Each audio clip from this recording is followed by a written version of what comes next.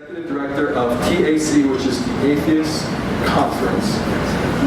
Lee is dedicated to ending religious privilege and bringing atheism into our mainstream culture. Welcome, Lee.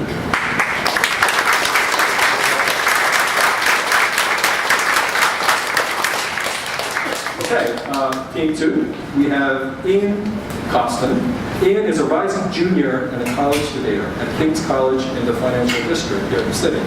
His high school pedigree includes multiple national invitations to both speech and debate. After working for a couple of years in television out of high school, Ian made the move to complete the arduous task of completing what's like 3 areas of studies in bachelor's in philosophy, politics, and economics, while also attempting to watch every episode of Parks and Recreation. Welcome, Ian.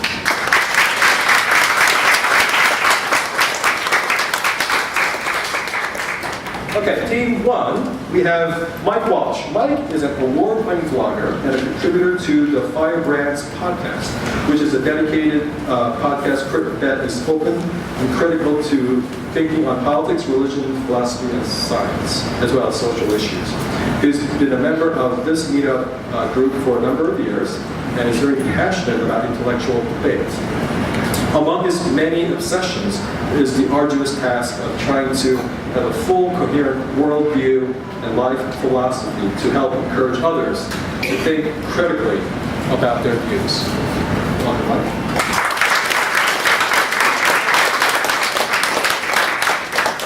And finally, last but not least, Alex Brett. Alex, his writings on politics, culture, and history has appeared in the following publications: Forbes magazine, The Federalist, the Foundation of Economic Education, the Institute for Humane Studies, the Daily Caller, and others. In 2016, he was a student fellow at the Forsheimer Center for Constitutional Democracy. Alex has been both a litigation clerk at the New York County Defender Services and a law clerk at the country's most successful libertarian public interest firm, the Institute of Justice. Starting this fall, Alex will join the First Amendment firm known as FIRE, F-I-R-E, where he will work as a law clerk to their litigation division. Hello, Alex.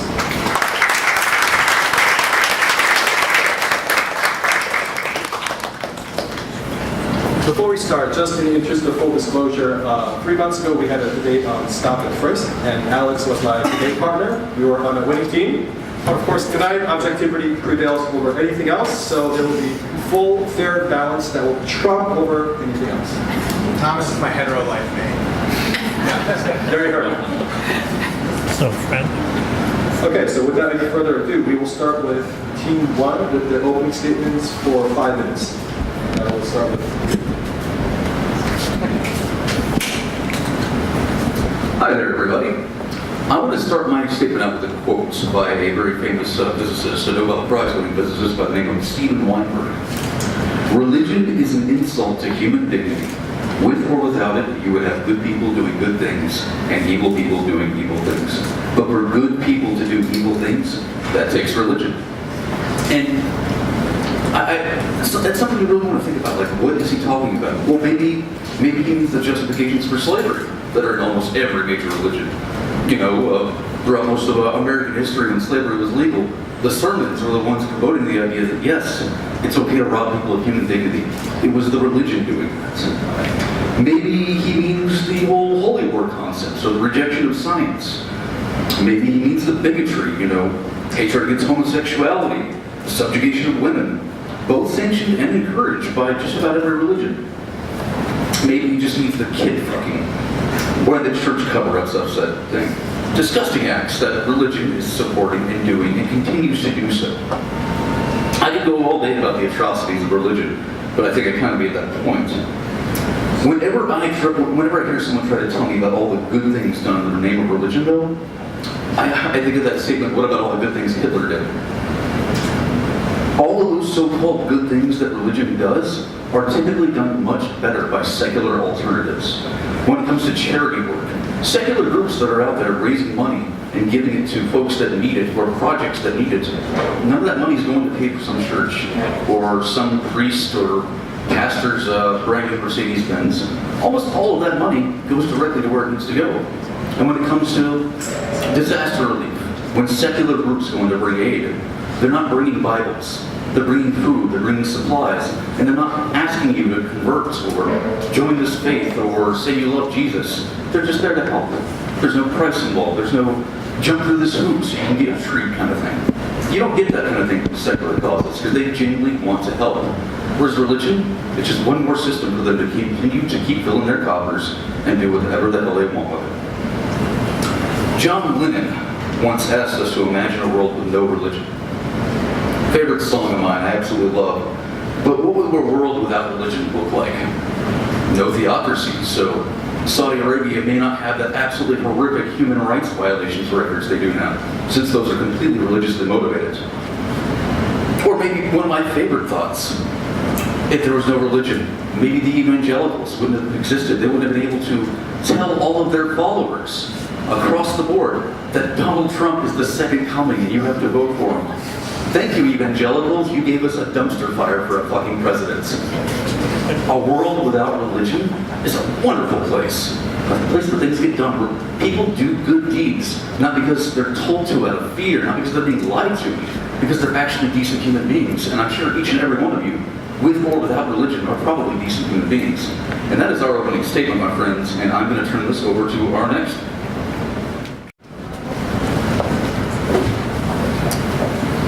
Thank you so much for the affirmative team for a good speech. Thank you, audience, for being here. And as you know, Parks and Rec is being taken off of Netflix. You have to be a very structured person to get through all those episodes, so that's how the speech is going to be. Just very structured. So I'm going to go through 5 points in this speech. The first is going to be a goal to make sure this debate is focused, so we all know what we're talking about, on the same page about, how do we actually measure whether or not we're actually trying to get to the same thing. The second point is going to be the burden, or how do we know who has actually won this debate? How do we know when each side has actually gotten that goal that we can agree on is something that is worthy to actually be achieved? Third, I'm talking about something that we need to avoid in this round, a fallacy to avoid. Fourth, I'm going to be talking about the external benefits that religion brings. And fifth, an internal hope that only religion can provide. So first, the goal. The goal that I think both teams should have in this round is to be supporting the oppressed. Now, I think we both believe that's an admirable goal, but I think specifically we need to look at this goal in this round because they have the most to lose or gain based on whether or not religion exists in society. Now, it leads me to my second point of how do we know who has won this debate? How can you guys decide whether or not you're going to switch your check marks over on your sled? We are going to know this by answering the question, should religion be eliminated? Now, we need to make sure that we ask this question, and that's essentially the other way of what this motion is actually asking us to debate for 2 reasons. First of all, if the affirmative proves their point and says, okay, religion is more harmful than good, then it would be irresponsible to actually keep this thing existing in the world.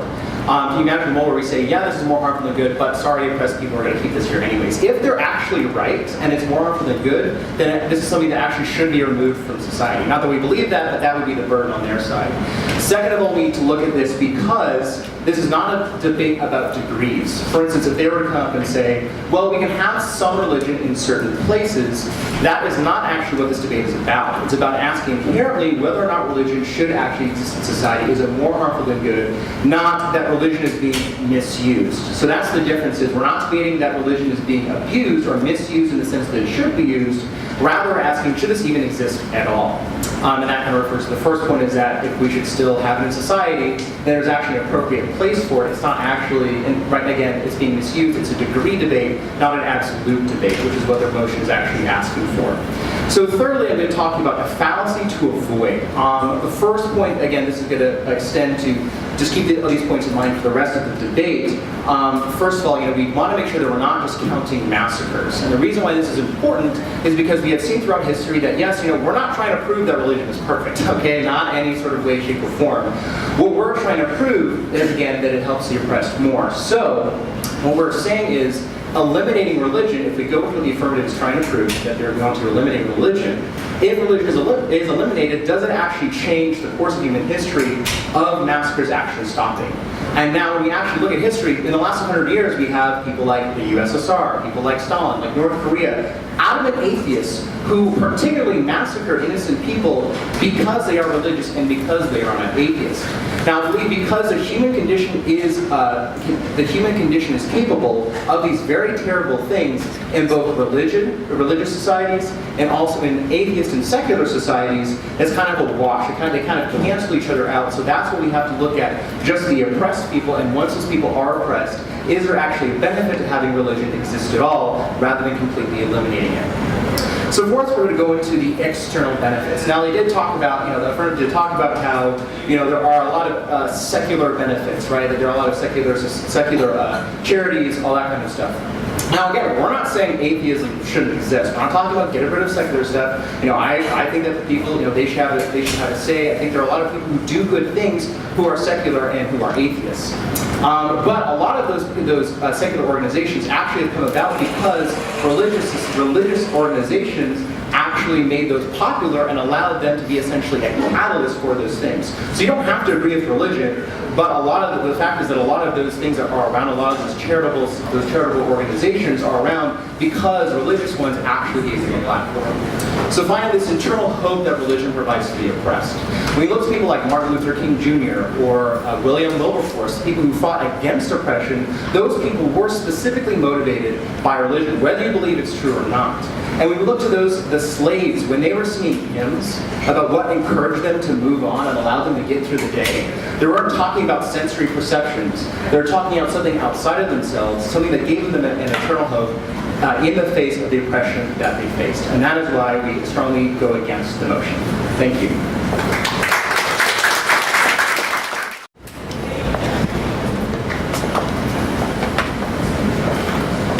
Hello everybody, can you hear me? No. Okay. So as soon as the timer is ready, I will go. Alright, it's ready. If I can pinpoint the one thing that I think is the most harmful about religion, it's that it hinders intellectual and moral progress by promoting the idea that faith, which is belief without evidence, is a noble and respectable means by which we can acquire knowledge, and by claiming that morality is something commanded from above that is absolute and unchanging and unchallengeable and frozen in time. Ask yourself these questions. What is the single biggest reason preventing equal rights for gay people in the world today? Religion. What is the single biggest reason preventing equal rights for women in the world today? Religion. What is the single biggest cause of terrorism in the world today? Religion.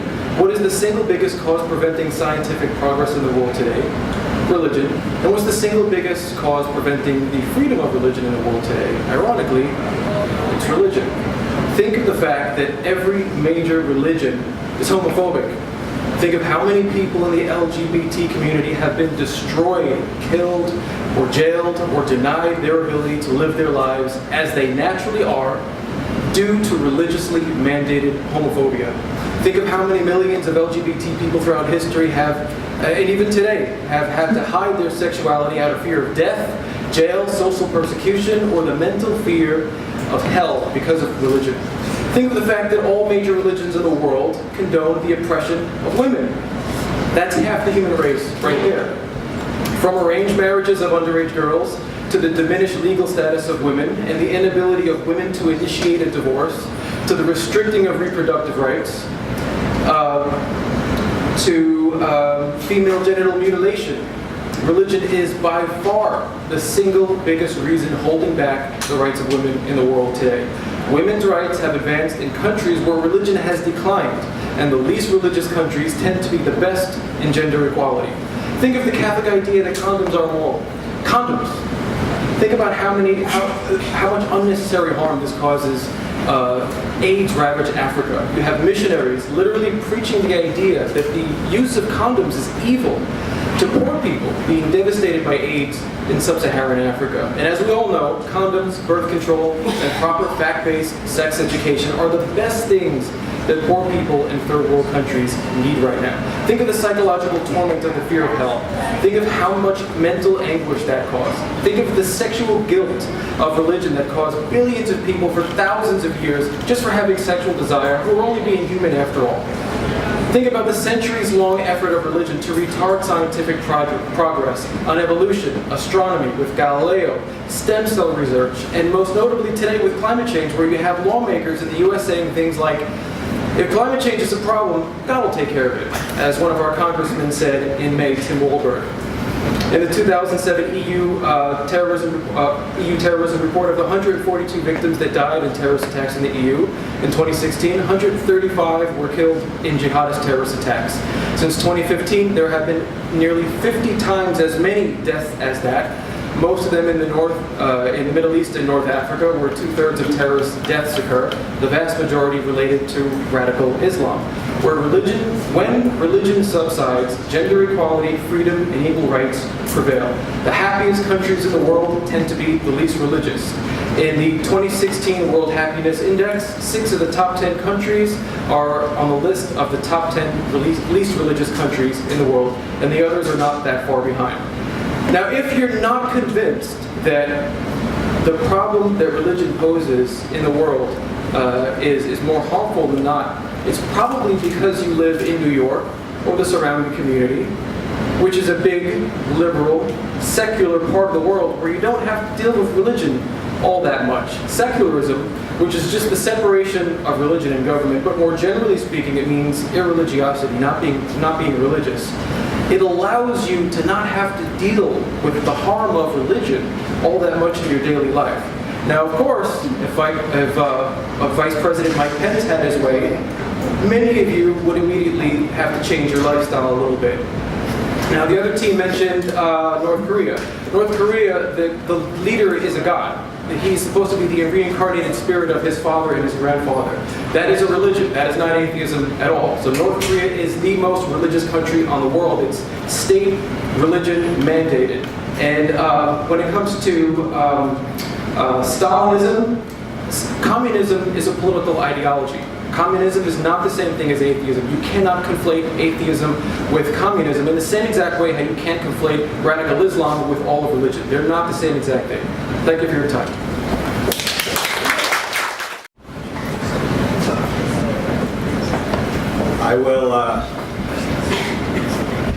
I will make my best effort to connect the points as Thomas asked, because he made a very valid elucidation of the point of debate, which is not only to engage in some sort of recitation, but instead to clarify by having a theory underlying the facts. No, that's completely true. It doesn't necessarily inhere in communism that atheism is a part of it, or that it's the cause for violence. But if you begin to understand that the Society of the Godless, which was one of the institutions that Stalin set up, and then set up tens of thousands of satellite offices all over the Soviet Union to ensure that monks and priests and nuns would be specifically targeted for what was euphemistically termed dekulakization. Another euphemism for that is liquidation. What that really means is murder. When you begin to understand that that was carried out on a mass scale, and it was specifically initiated because of an anti-theistic impulse that derives directly from materialism, and I implore you to ask me about materialism. I'm not going to spend too much time in opening about it. Then you can begin to attribute an anti-theistic and atheistic intent. And I was struck by what Lee said. You know, maybe it's the justification for slavery. It's a particularly piquant point. I think, instead of attributing the evils of slavery to religion, I think of Levi Coffin, who was a very famous Quaker pastor and theologian who saved more than 2,000 slaves. I think of the Third Great Awakening, which was, in terms of Protestantism, a hewing back to romantic notions of saving humanity for humanity's sake. And more than anything, I think about the controversial figures, like John Brown and his raid on Harper's Ferry. He engaged in essentially an anti-slavery act of terrorism. For that, some hated him. And for that, some others, like Ralph Waldo Emerson, praised him.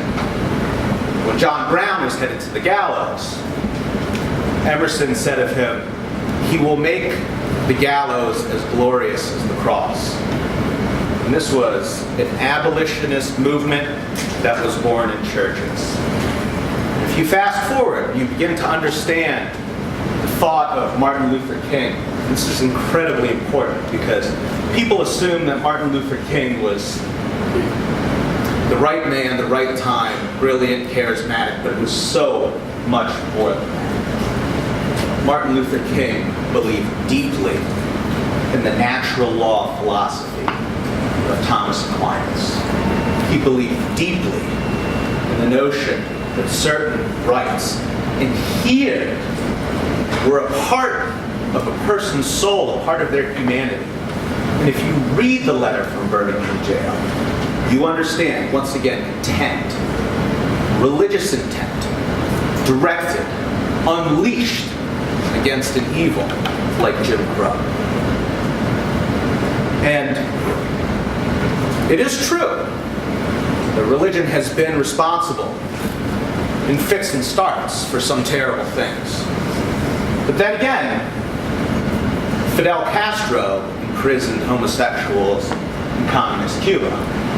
And you could say once again, well, and I would agree with this, like, it's not necessarily the case that one can conflate communism with atheism. But when government departments are directed at eliminating churches, and the rise of atheist offices goes and gallops and expands exponentially into tens of thousands, and the number of churches plummets rather down to only dozens, right? Then we can begin to understand intent. And I come back to what Thomas said, please, pull the strings together. Because, listen, I'll go a little ideologically libertarian on it. I'll quote Friedrich Hayek, because what he said is true. Without a theory, the facts are silent. Thank you.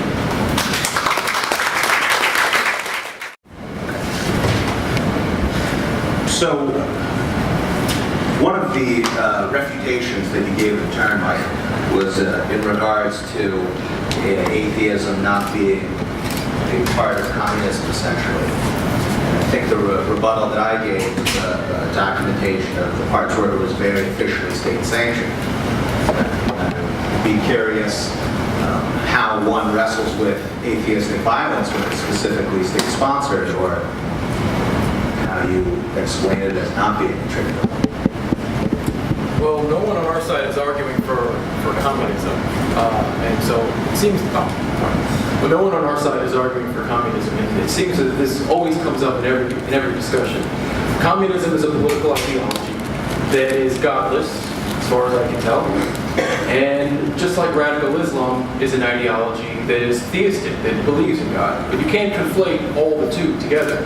And if someone commits a crime in the name of communism, how can you necessarily attribute that to atheism? Are they committing the crime in the name of communism, just like they would in any political ideology, or are they committing the crime specifically in the name of atheism? Remember, atheism has no moral prescriptions But whatsoever. specifically the de-Kulakization efforts that were guided towards monks and priests, talking about in the USSR when the Society of the Godless, it's not named, it wasn't named, was directed specifically to close churches, was directed specifically to kill clergy.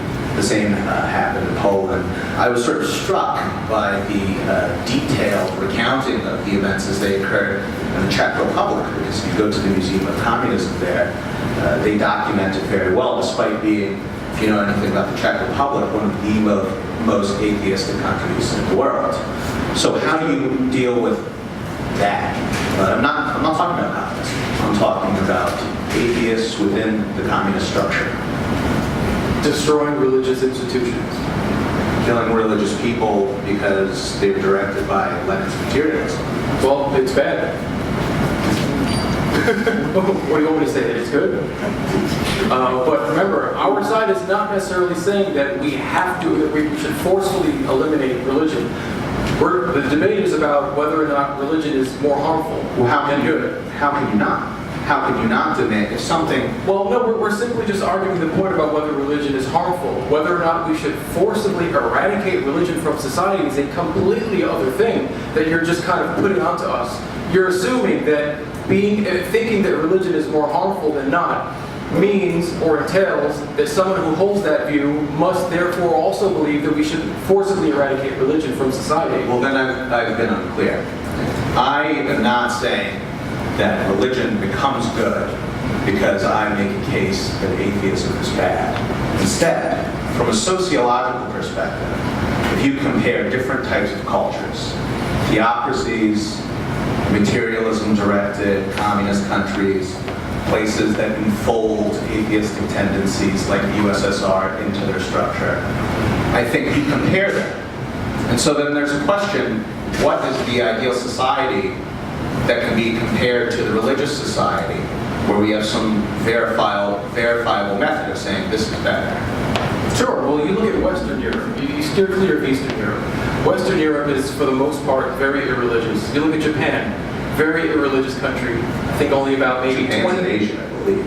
Well, yes, Japan is in Asia, Western Europe and Japan, where I think only about maybe 25% of the people in Japan are religious to any degree. So about 75% of the people are non-religious. And look at Japan, first world country, very safe, very low crime rates, great social system. Japan's been in a 3-decade-long recession.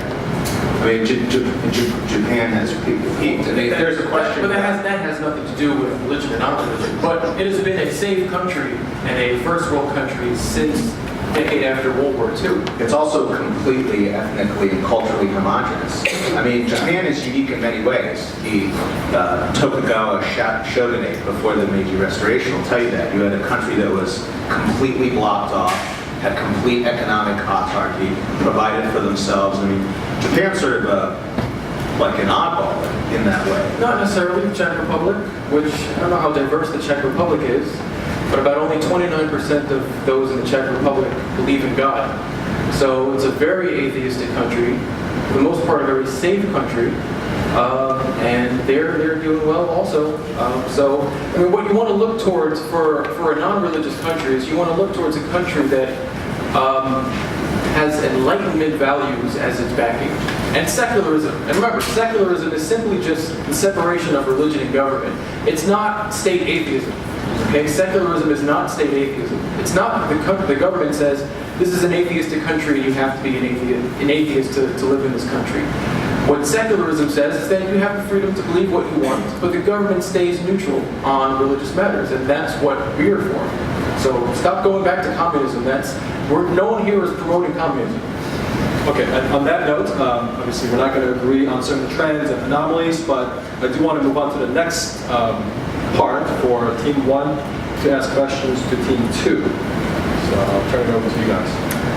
Yeah, I've got one. You guys are really big on the whole like USSR communism thing, and yeah, did some pretty horrible atrocities. And sure, you could even argue that their version of communism, the way they glorified their leaders, they were kind of a religion unto themselves. They killed off their clergy to make way for their own. But let's move on to another European country that got into some shit in those times. Let's talk about Nazi Germany. Let's talk about the Holocaust. Let's talk about an army of soldiers with the words on their belts, God is with us, murdering, enslaving, and destroying cultures everywhere they could go. How do you guys feel about that? Where's your religion is good when you're looking at the fucking Nazis? So, the intellectual history of anti-Semitism in Germany sort of begins formally with a man named Wilhelm Marr. Wilhelm Marr is the man who coined the term anti-Semitism. And Lee is completely right about Hitler, but it sort of ignores the forest for the trees, and that Wilhelm Marr and other people who succeeded him intellectually, like Houston Stewart Chamberlain and Oswald Spengler, were, if not atheists, and I'm not attributing no motives, just saying that you can't say that there's a religious motive. They were agnostic. It does also have to do with a severe, on the part of people like, not Wilhelm Marr, but Oswald Spengler, and then the very, very paltry intellectual support for the Nazi Party, the misreading of Nietzsche. Nietzsche wrote about something called the transvaluation of all values, where he rejected Christian morality.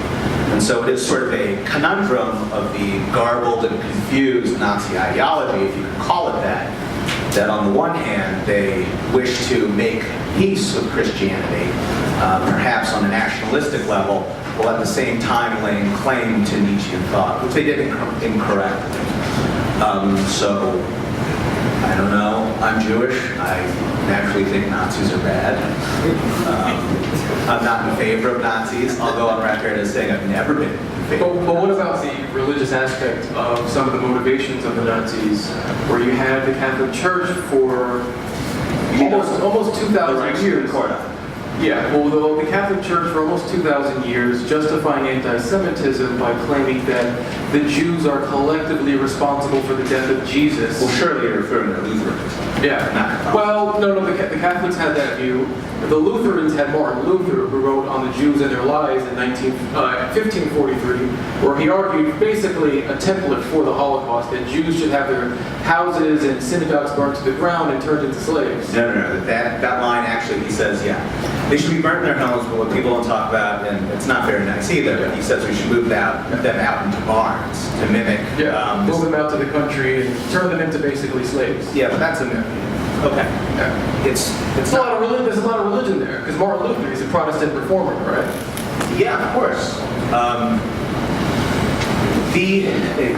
Germany as a nation, it's sort of unique in its hatred for the Jews, obviously. There's a whole variant of art there, and you can see it if you look around the Bavarian bridges and you look in Munich, where they have pictures of Hasidic Jews in their full garb, licking the assholes of pigs. And this became so popular in Germany that it gained its own term. I think it's something like Judenschwein or something like that. So the position of Jews in Europe is interesting because they were relegated to middleman status. People couldn't engage in usury until John Calvin allowed a modest interest rate of around 5% to be charged for lending.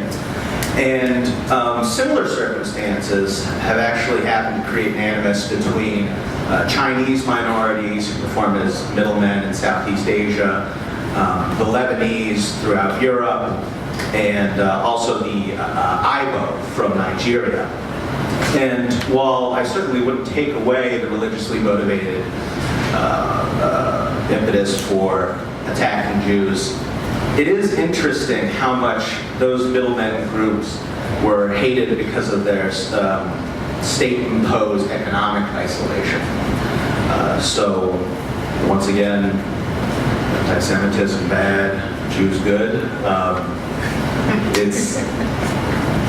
It's undeniable, but the scale of the world is beyond the ghettoization, I think, of the deleterious and awful history of genocide that was inflicted on the Jews. Okay, thanks, Alex. I do want to explore other aspects of religion. I mean, obviously, history is riddled with atrocities, and when you look back at history, you could always, selective reading could point out, wrongdoings on either side. Which, by the way, when you're debating, you always want to downplay the unfavorable facts and bring out the facts that are favorable for your part. So this is exactly what you're seeing between the two teams.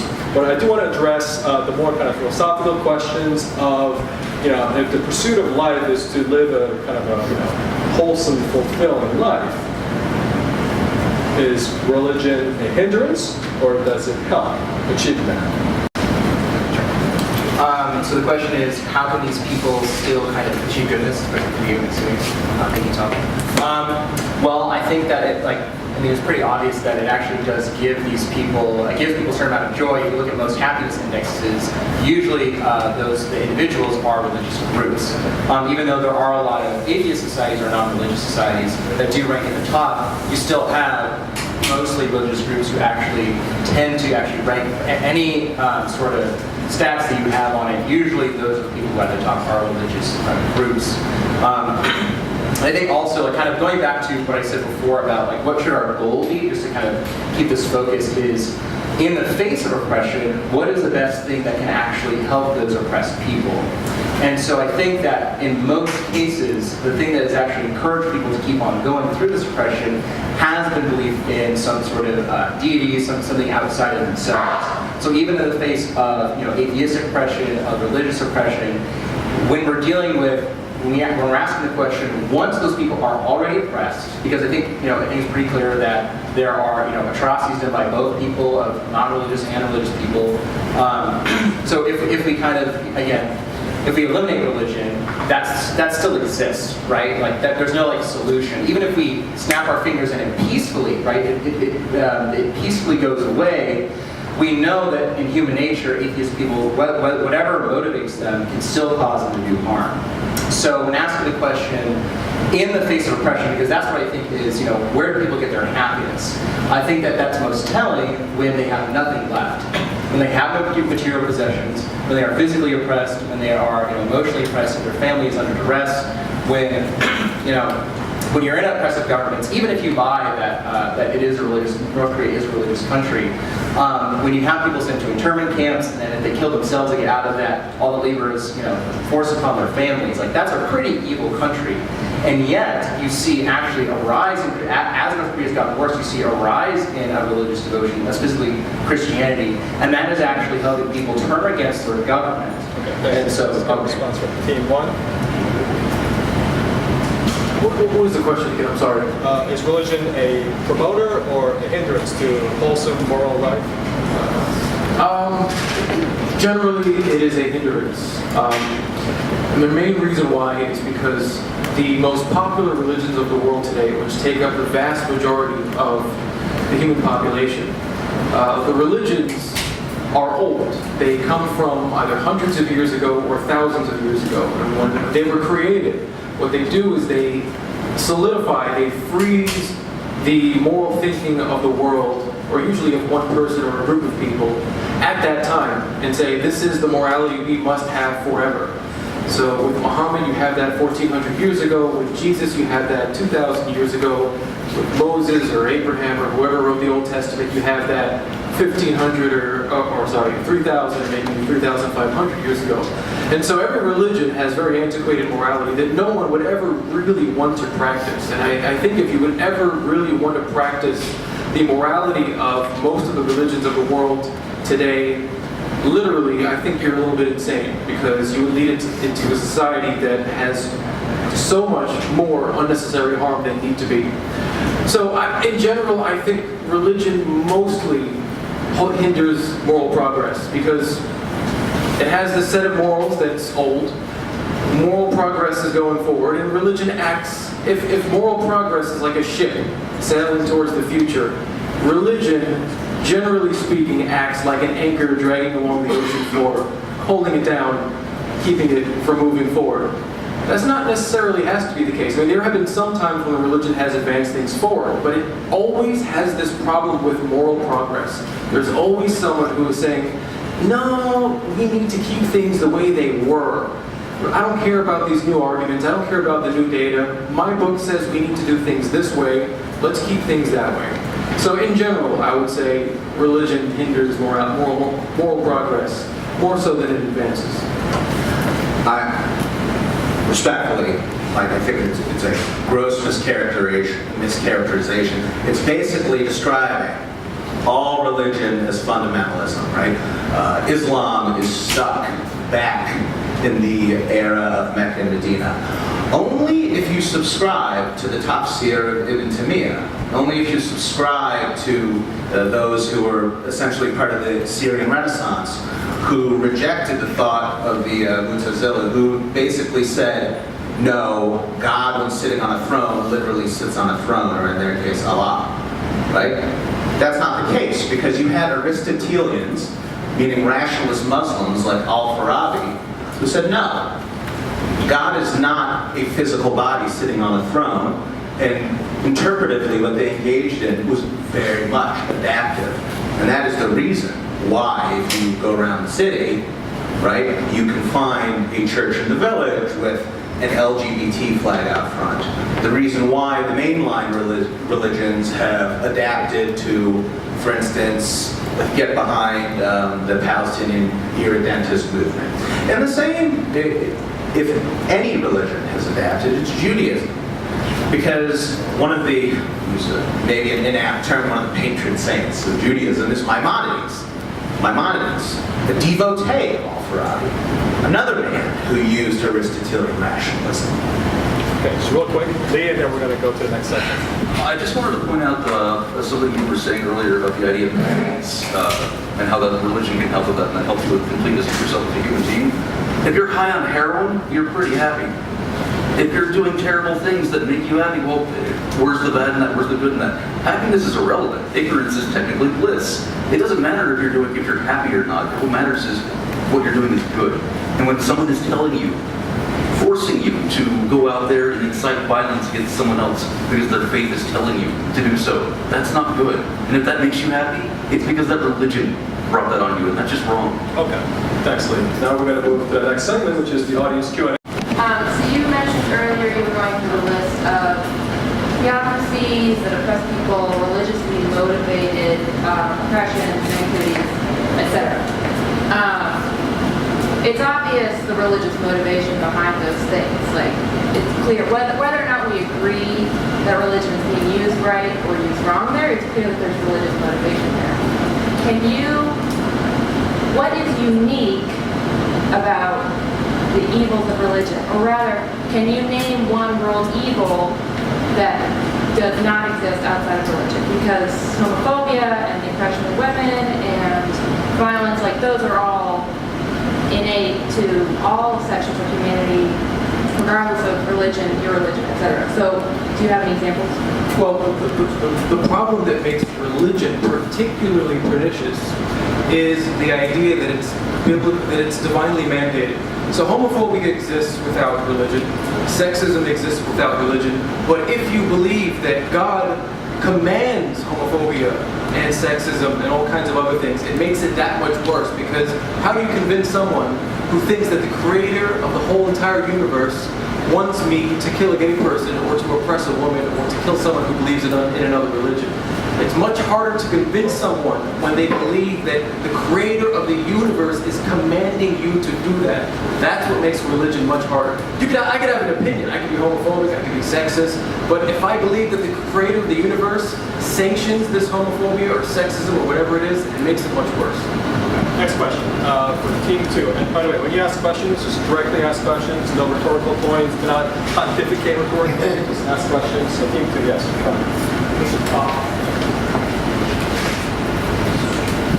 Goethe said that he who possesses art and science has religion. He who does not possess them needs religion. In other words, if you have science and art, you don't need religion. Would you agree with this? Well, I mean, I think that we have to bump the myth that science and religion is actually, that they're not compatible. When you talk about research on the human genome, when you think about the Big Bang, those things are, the Big Bang was discovered by a Catholic priest.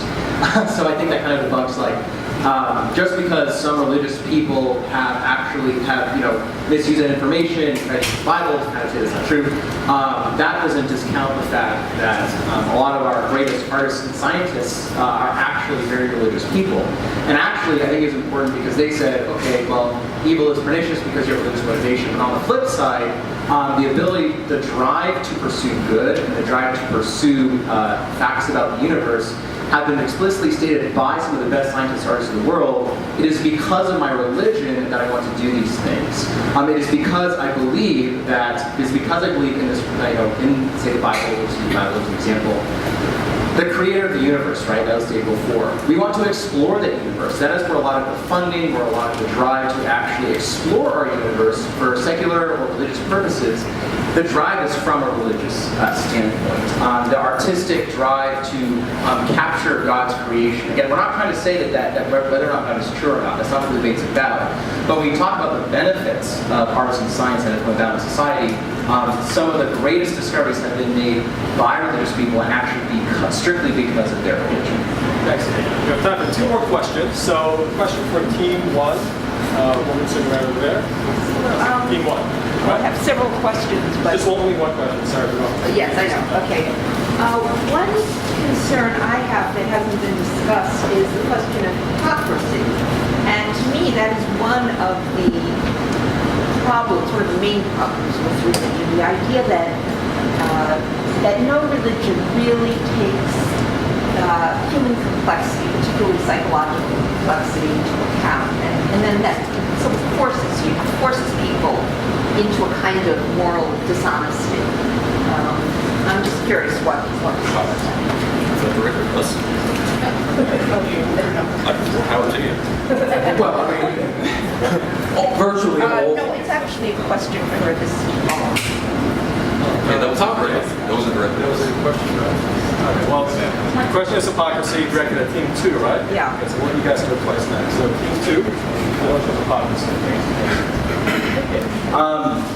So I think that it is it's totally obvious, lots of hypocrisy across the board. But again, first, I'll answer in 2 points. First of all, I don't think that's unique to religion. I think that plenty of atheists, people who or seculars say, I'll keep my promise, and they break their promises. I think that that's just from a logical standpoint, it's not unique to just religion. But I mean, if you look to, what is the answer to that? And that, again, that's kind of getting back to my point of, once there are those people who are present victims of hypocrisy, or people who might be victims of hypocrisy, how are those people helped? And actually, I think that there is a religion that I know of that actually does take into account human complexity. And I think that, again, whether you believe Jesus is, a crazy man, he didn't exist, or whether you believe he actually is divine, he talked a lot about, he pointed to the religious fanatics and said, that you are doing something wrong, that you are not actually loving people, and you're not actually showing people grace. And he actually called out the religious people against that. So the Bible talks a lot about that.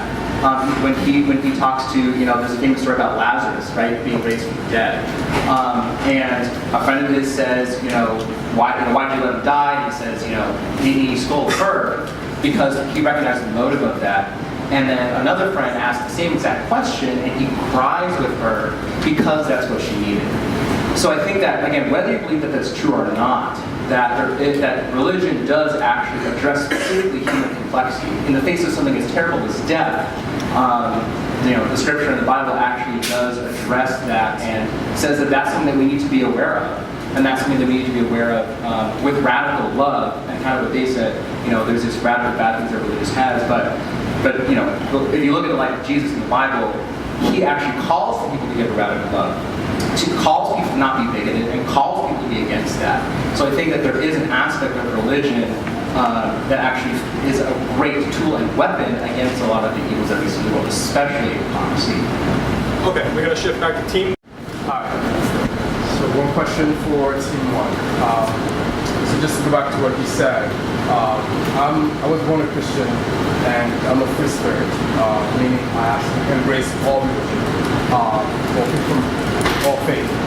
So my question to you is, if you look at the life of Jesus, Muhammad, or Gandhi, Allah, they all embraced the agape love. Jesus was an activist. He actually believed in liberation. And I don't know if you read the Bible, Mary Magdalene was a prostitute, but Jesus embraced her and, called her his own.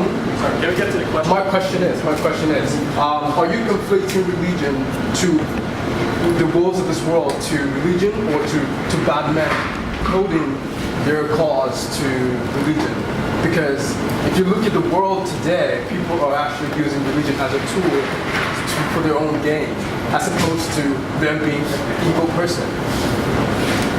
The answer is no. I am not blaming all the world's problems on religion. There are plenty of other problems besides religion. For every good thing that Jesus or Muhammad or any other religious figure said, there's an equally number of bad things that they said. Jesus condoned slavery, as did Muhammad. Muhammad, the Islamic prophet, allowed child marriage. He married a 9-year-old girl. I mean, there's a ton of bad things that every religious prophet has done. So, we have to keep that into context. And when people do bad things in the name of religion, many times they're not perverting religion. What they're doing is they're simply just taking their religion seriously. They're not distorting it or twisting it. They're simply just saying, here's a line in the Bible or the Quran or the Book of Mormon or whatever that says X. Let me just go out and do X. They're not perverting religion. They're actually practicing it according to the letter of the law, or the word there. Now, whether or not taking it literally is right or wrong, that's besides the point. They're not perverting the religion. They're taking it literally. Okay, one more question from this woman sitting patiently in front. Coming through. Hi there. So I want to begin by stating that my family and I were actually victims of communism. And I also want to preface this by stating that I myself am an atheist. So for a little bit of clarity's sake for even the audience, so Joseph Stalin was actually trained to be a priest in Georgia. So for the audience's sake, much of what he learned was from religious text. Actually, all he did was merely, he tore off existing religious labels off the Christian Inquisition, enforcement of Christian orthodoxy. My point is, the entire machine of what he did and what communism was, veiled as atheist doctrine, really didn't exist unless it was facilitated by really religion. So conflating that with atheism, communism, first of all, in my opinion, is an insult.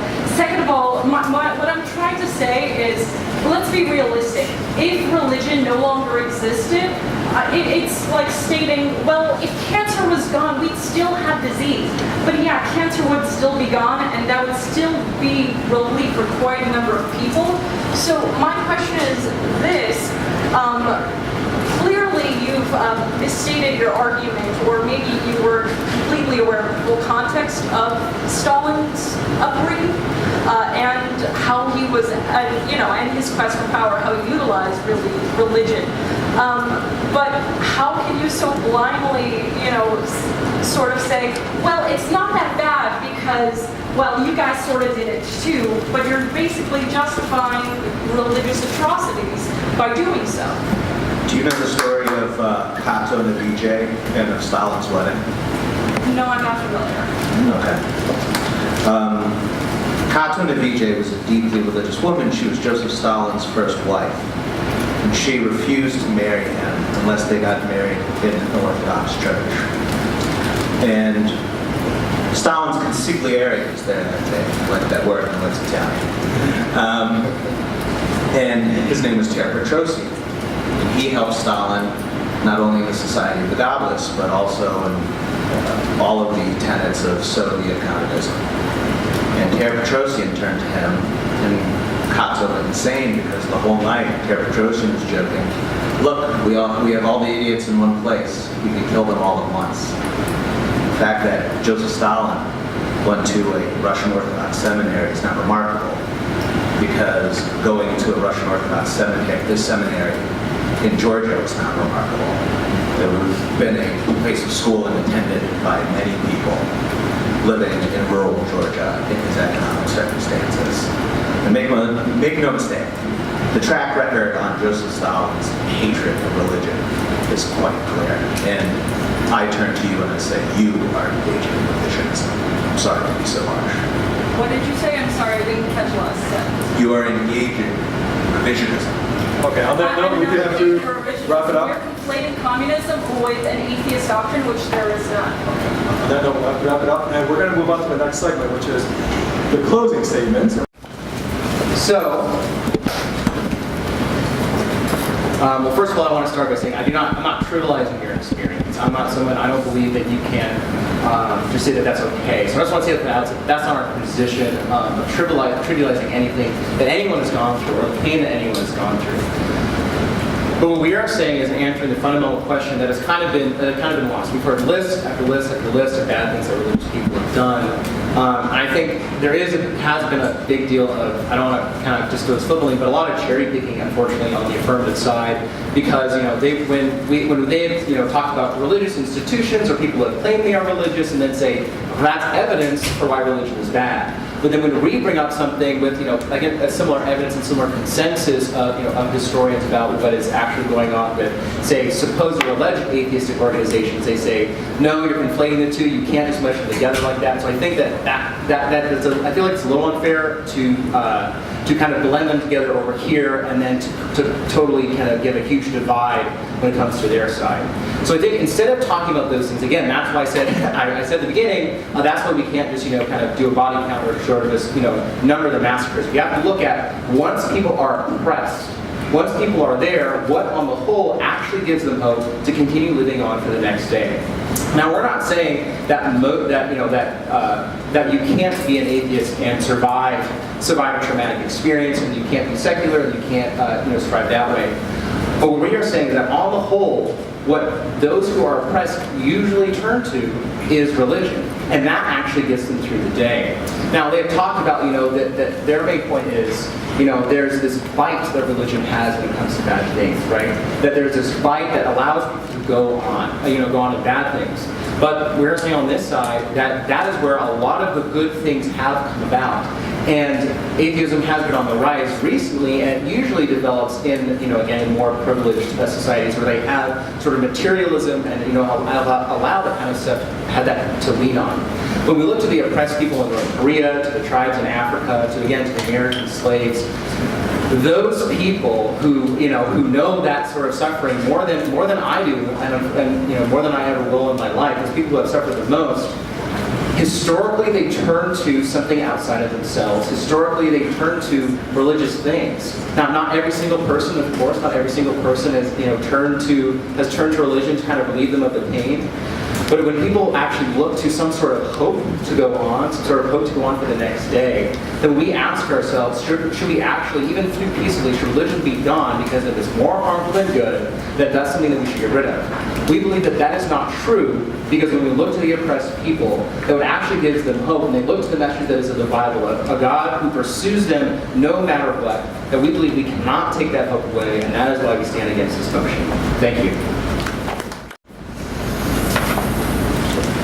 Thank you all for coming out. I have to say, though, isn't it great living in a secular, liberal part of the world where you have the freedom to not have to deal with religion?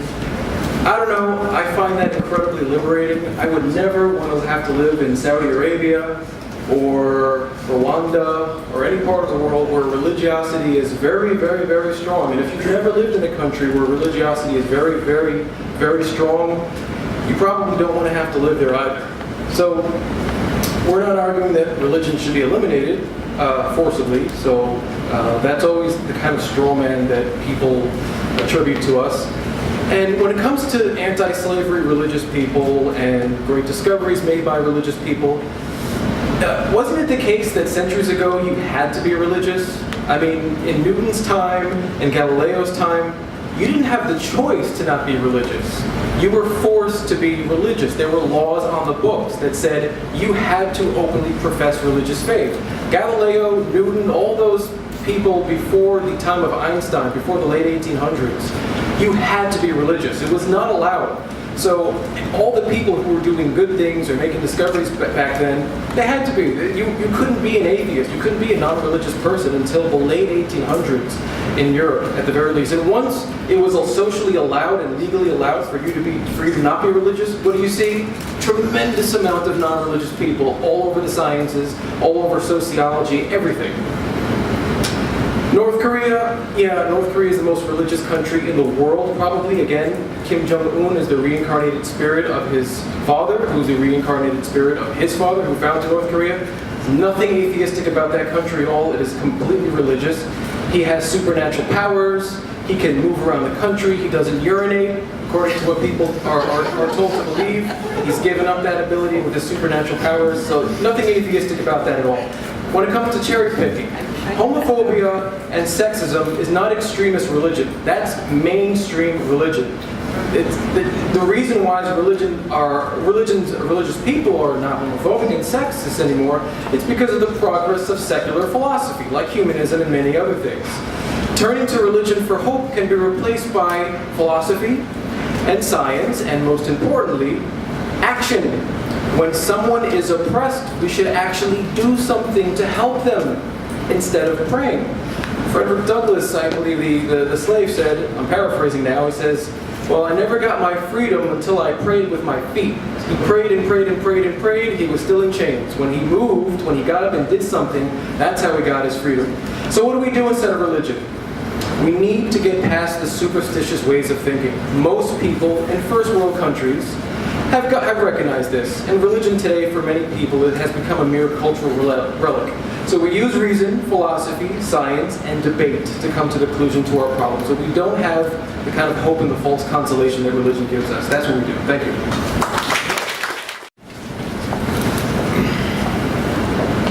North Korea is the most religious country in the world. Well, I'm sure that's some small consolation for the priests, pastors, and the nuns, and the various other clergymen and faithful who have been immolated, imprisoned, had their teeth pulled out in torture chambers. But at least we are clear ideologically. There is a violent nature to man that well precedes society is constructed now. And if you go back to the hominid period, right? This is the era of Gigantopithecus, Neanderthal, various other prehistorical, let's call them, types of human beings. At a dig site in the 1990s in Vietnam, they found mass graves for the hominid. The same in Kenya. Remarkably, in Saint-Sancerre in France, in the Sentinel Island, the Bengal Bay off of India, they found mass graves with wounds so substantial that they extrapolated the number of possible deaths, and they figured that the scales of warfare would have decimated 25% to 30% of the population. Or if transmogrified onto our ideas of what the world looks like today, it would be something like 2 billion people. Violence inheres in the human animal. It's a part of us. You asked about hypocrisy. It was a very, very sad moment for me when I saw a rabbi that I greatly respected. He was caught in a sex scandal. And I thought it was shameful, and I thought it was disgusting. Because he was associated with the Beis Din, the rabbinic court that converted my wife and married us. And I wrestled with that, and it was awful. But I wouldn't trade what I got from them because of the evil misdeeds of that one man. I wouldn't trade my wife's conversion, I wouldn't trade my marriage, I wouldn't trade my Jewish children. And I also wouldn't change the world for the pursuit of truth here in a cosmopolitan context. Mike said many times, we're in a secular, liberal city. Yes, that's very nice that we're in a secular, wealthy, liberal city. But sub-Saharan Africa has to deal with their own material problems. And if the circumstances of Christians improves over the circumstances of other denominations, and they see that as a way out, then who are we to take that away from them? Truth has to be in service of the moral good. So I wouldn't take that away from them either. So North Korea tortures priests. Well, my friends, religious people have always killed each other. Religious people continue to kill each other. Religious people have always oppressed other religions. It's what they do. It was religious folks who killed those priests. They were just part of a different kind of clergy. So that one should be just thrown out. But let me just make this point, just hit this point home. Nobody in the history of the atheist movement, nobody in the history of humanity has ever gone out and said, I am an atheist and I'm going to kill you because I'm an atheist. I'm going to murder you, I'm going to rape you, I'm going to steal from you because of my atheism. No, atheism gives you no point, no clarification, no motivation to do anything but disbelieve in God. Whereas religion almost constantly can tell you, yes, it's okay to go out and kill, yes, it's okay to go out and steal and rape, and all of these other hateful, bigoted things they continue to do. And I'm sorry, I'm someone from the deep south. I'm from North Carolina, and I grew up in a very religious area. I have been stabbed for being an atheist. I have watched religious people hold down gay classmates of mine and beat on them for being girly. I have seen this repeated over and over throughout my life. Without that religion, without that religious culture telling you to do these terrible things to all of these very wonderful, kind, decent people, it may have never happened. Maybe some of those people that did those acts, maybe they were just terrible people. But I can't imagine all of them were sociopaths. They were religiously motivated. You take away the religion, you take away a lot of pain, a lot of suffering, and the world is a better place. And I'm just going to leave it at that, because that's all that really needs to be said.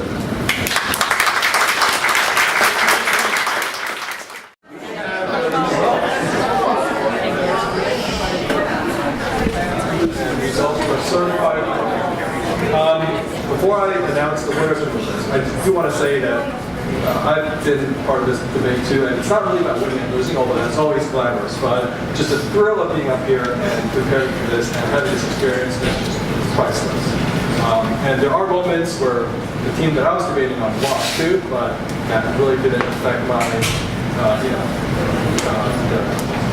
the reward that I felt after walking away. So with that being said, the first ballot, Team 1, which is the critical of religion, they had 23 votes, and Team 2 started out with 18 votes, and the undecideds were, believe it or not, 15. So those were hoping to be influenced. And then when we did the second round of balloting, Team 1 went from 23 to 27 votes, and Team 2 went from 18 votes to 20 votes. So you had a jump of 4 votes on Team 1, 2 votes on Team 2. The undecided, they went from 15 to 3. So that's the number. So with that being said, the winner of tonight's most debate by a slight edge is team number 1. Woo!